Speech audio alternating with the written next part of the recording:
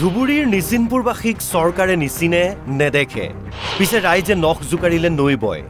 ৰাইজে হাতে কামে লাগিলে বৃহৎ বান্ধ হয় ৰাইজৰ দান বৰঙণিৰে চলিছে কেইবা কোটি টকাৰ বান্ধৰ কাম বিশাল ব্ৰহ্মপুত্ৰৰ পাৰত বিশাল বান্ধ দিয়াৰ কাম চলিছে দিনে নিশাই চলিছে কাম বালি মাটিৰে প্ৰায় 1200 মিটাৰ দৈৰ্ঘ্যৰ বান্ধ দিয়া হৈছে কামৰ বিশালতা দেখি এয়া চৰকাৰে কৰিছে বুলি নাভাবিব এয়া চৰকাৰৰ নহয় ৰাইজৰ কাম ৰাইজে নিজেই কৰিছে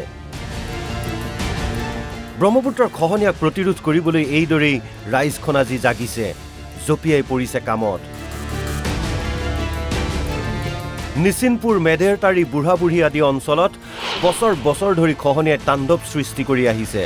হাজাৰ হাজাৰ বিঘা ভূমি বিলীন হৈছে নদীৰ বুকুত হাহাকাৰ কৰিছে প্ৰায় 50খন গাঁৱৰ কৃষক ৰাইজে পিছে আজিকোপতি খহনীয়া প্ৰতিৰোধ কৰাৰ ব্যৱস্থা নললে চৰকাৰে উপায়ন্তৰ হৈ হাজাৰ হাজাৰ কৃষক ৰাইজে গঠন কৰিলে ৰিভাৰ বেংক প্ৰটেকশ্যন বান্ধ কমিটি উলাই আহিল হিন্দু মুছলমান সকলো তুলিলে দান বৰঙণি কৰিছে শ্ৰমদান মাটি আৰু বোল্ডাৰেৰে বান্ধ দিয়াৰ কাম পূৰ্ণ গতিত চলিছে প্ৰায় 70% কাম সম্পন্ন হৈছে পিছে আৰ্থিক অসুবিধাৰ বাবে বাকিখিনি সম্পন্ন কৰাত অসুবিধাৰ হৈছে কমিটিৰ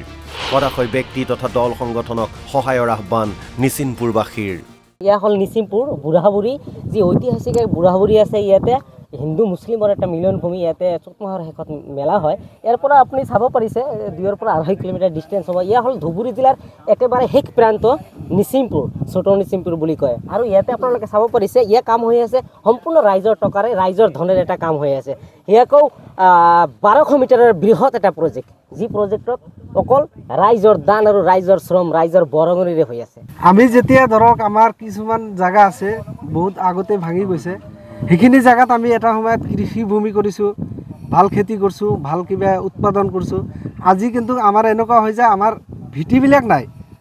আজি যদি আমি দুটা ভাই থাকো এক পোৱা মাটি লৈ ফেলে সেইখিনি জায়গাত আমি ঘৰ বনাই আছো তেতিয়াহলে আমি কৃষি ভূমি ক'ত কৰিম আৰু এই ব্ৰহ্মপুত্ৰ নদীখন এনেকৈ ভাঙি ভাঙি ভাঙি ভাঙি এনেকুৱা বহল হৈ আছে মানে আমাৰ খালি মাটিখিনি যায় আছে সেই মাটিবিলাক কোনো কামত নাহে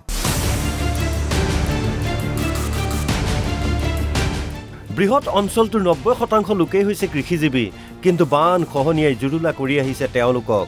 ইফালে কাণ খাৰ নাই চৰকাৰৰ গতিকে নিজৰ সুৰক্ষাৰ ব্যৱস্থা নিজেই লৈছে ৰাইজে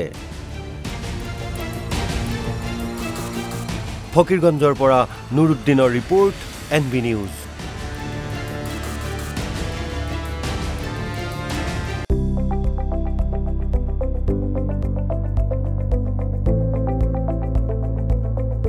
NB নিউজ